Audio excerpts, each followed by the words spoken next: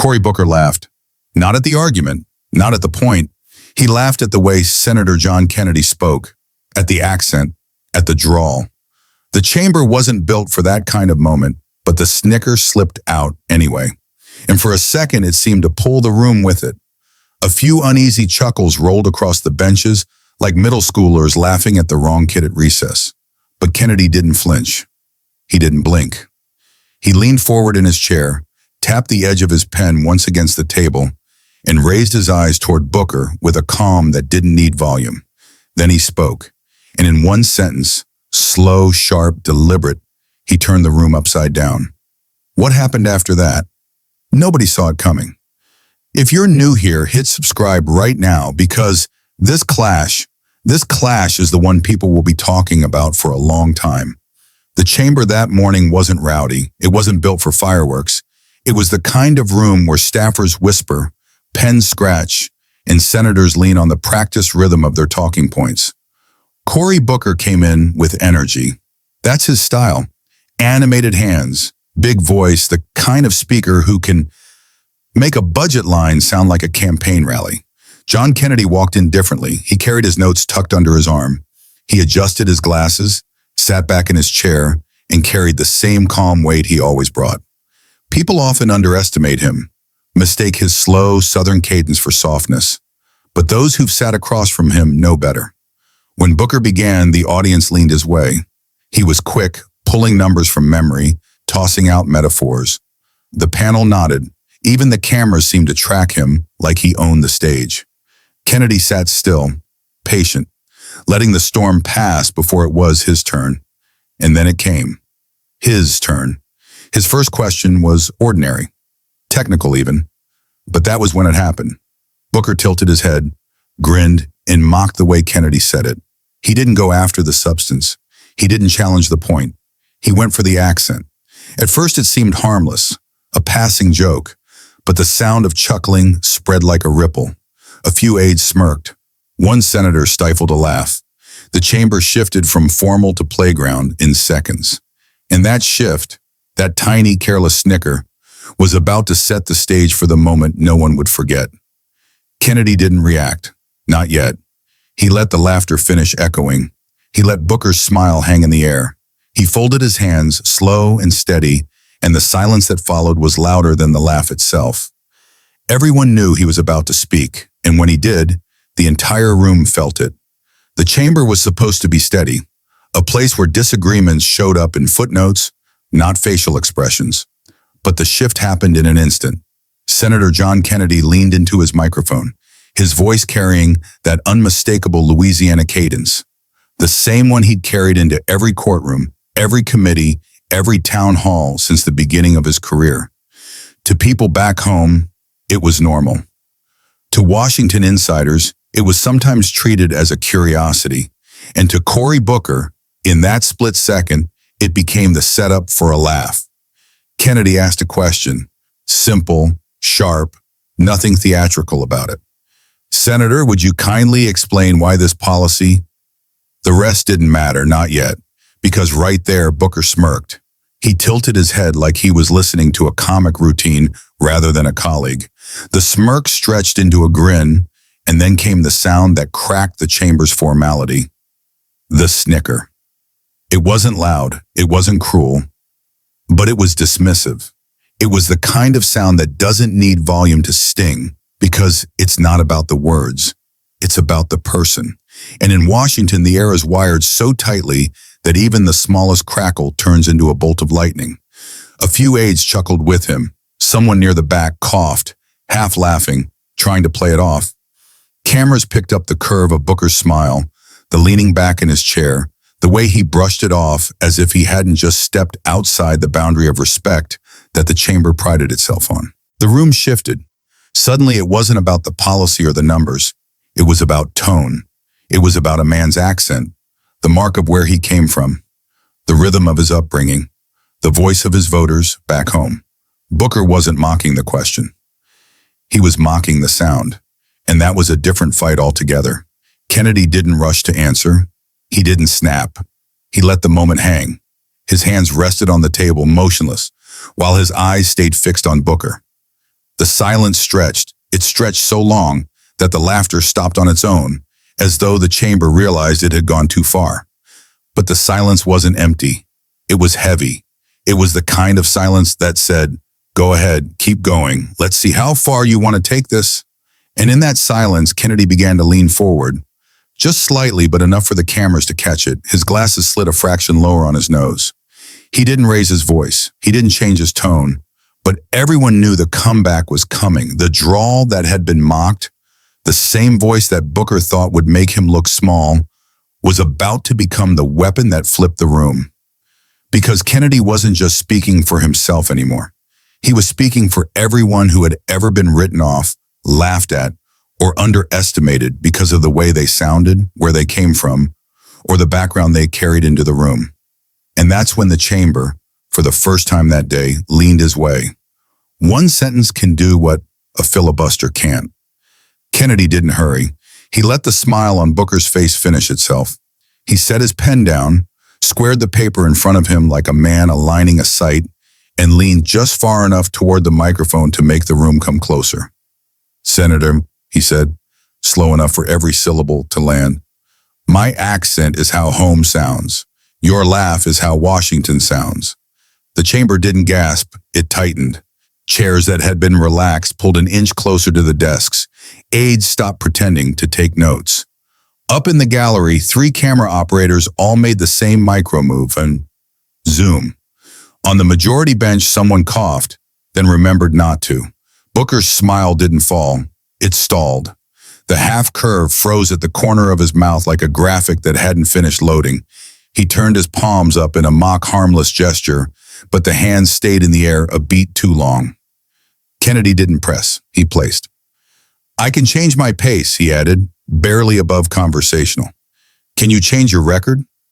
That was the blade, not loud, not cruel, precise. Booker tried to come in over it. "With respect, Senator." Kennedy didn't yield. He kept the same unhurried cadence, letting the drawl do what it always does when it's weaponized properly. Make the next words heavier than they would be in any other mouth. "I'll say it plainer, since plain seems to be the trouble today. Folks back home don't grade a man on how he sounds. They grade him on whether the price of eggs, rent, and gas makes sense when the math hits the kitchen table. So we can trade diction all day if you like, or we can trade facts." Silence spread like ink in water. He slid a single sheet from the folder. No flourish, just the soft rasp of paper on wood. "Last April, you told your constituents you backed a plan that cut commuter tolls. 2 weeks later, you voted to raise the corridor fee that funds the same lanes those commuters drive. I've got the roll call and the press release. Both carry your signature. Which one is the accent, Senator, and which one is the truth?" Booker inhaled, the microphone catching the breath. "That vote was complicated," Kennedy supplied, not unkindly. "Bless its heart, complicated is what politicians say when simple won't behave." A low ripple from the back benches. Half laugh, half oh. The chair's eyes flicked up, ready to gavel, then didn't. Even the gavel knew it would sound small here. Kennedy set the paper flat again, fingers leaving it like a card face up on a table. "I don't mind being underestimated, Senator. It's cheaper than polling. But you didn't laugh at my argument. You laughed at the people who sent me here, at how they sound when they say their prayers and order their coffee. I heard it. They'll hear it." A pen clicked at once, then again, stopped. Booker's posture recalibrated 2 degrees towards serious. He folded his hands to answer and found no words waiting. Kennedy let the mercy of a beat pass. Then the last turn. "If it helps, I can try it your way." He straightened the page, adopted a brisk, neutral cadence. "Senator, did you or did you not vote yes on S-1426 after promising no?"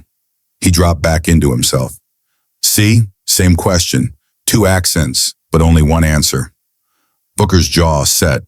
"The context is the answer you give when the answer you gave won't do," Kennedy said, not missing a step. "I'm happy to read your full statement if you think my vowels will get in the way." No one laughed now. The room had crossed that thin wire from entertainment into reckoning. Reporters stopped looking at Kennedy and started looking at Booker, which is the crueler angle. Kennedy eased his chair back an inch, a gesture that looked like retreat and felt like checkmate. I'll put it to you the way my people put it to me at home. Talk any way you like, just don't talk around us.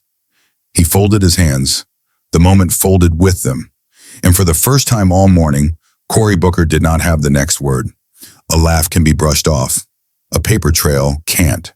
Kennedy didn't raise his voice. He raised a sheet of paper. The microphone caught the scratch of the page as he lifted it, and suddenly every camera lens leaned forward like hounds scenting the trail. This, he said, tapping the top corner, isn't about diction. It's about direction. And yours, Senator Booker, took 2 paths in the same month. He read it flat, the way a lawyer reads a clause. April 12th, I will not vote for measures that burden commuters already struggling with rising costs. Direct quote, Newark Town Hall. He paused. The words had their own echo. Flip, another sheet. April 26th, roll call vote, S-1326. You voted to raise the very fee you promised to oppose. That's the same month, Senator. That's the same microphone. That's the same you. Booker shifted, hand half raised.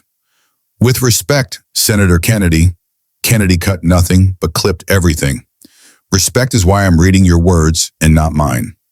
The room made that sound it makes when tension changes flavor, from amusement into something heavier. Aides stopped scrolling their phones. Even the stenographer's keys seemed to slow, as if they wanted the words clear. Booker leaned forward. That vote funded infrastructure. And the statement promised no toll hikes, Kennedy finished for him, not even looking up. Infrastructure and honesty aren't enemies, Senator. They're supposed to be neighbors. The chair shifted, clearly weighing whether to intervene, but Kennedy pressed the moment just enough. I didn't bring my accent into this chamber. You did. So let me leave it here plain. When you laugh at how I sound, you laugh at the folks who raised me. But when you vote one way and say another, you laugh at the folks who raised you. Which laugh do you think stings more? That line didn't land like a punch. It landed like a sentence, the silence after it was long enough to hear a camera shutter.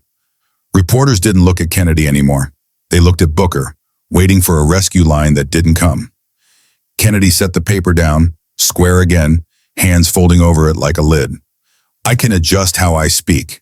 You can't adjust what you signed. That record doesn't have an accent, Senator. It just has your name. The gallery exhaled as one. The laughter from earlier had no path back into the room. Rehook. If the paper didn't bend, the next part is where it snapped. Part 5 is where Booker tried to pivot, and the pivot broke under its own weight. A pivot can only work if there's ground to stand on. Booker had none left.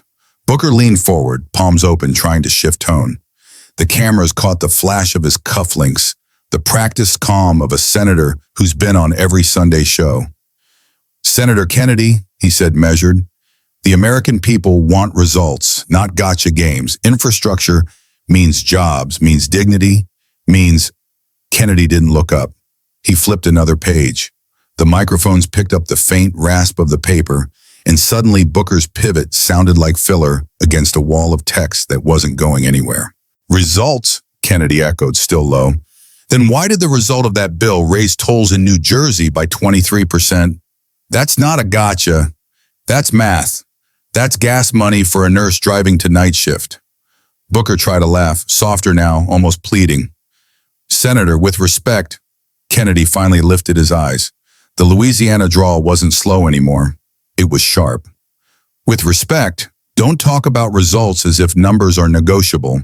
Don't talk about dignity while you're handing folks a higher bill at the toll booth.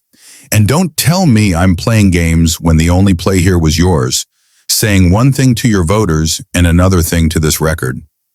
The gallery broke. Some gasped, some muttered. Even the chair shifted uncomfortably, gavel hovering, but not falling. Booker leaned back, searching for an escape hatch. He had pivoted to quiz. Kennedy had pivoted back to trust. And trust beats spin every single time. Kennedy lowered his tone again, almost conversational. You called my accent funny, Senator. Maybe it is. But I'd rather sound like where I'm from than sound like I forgot who sent me here. That line landed like a lid snapping shut. The pivot wasn't just dead, it was buried.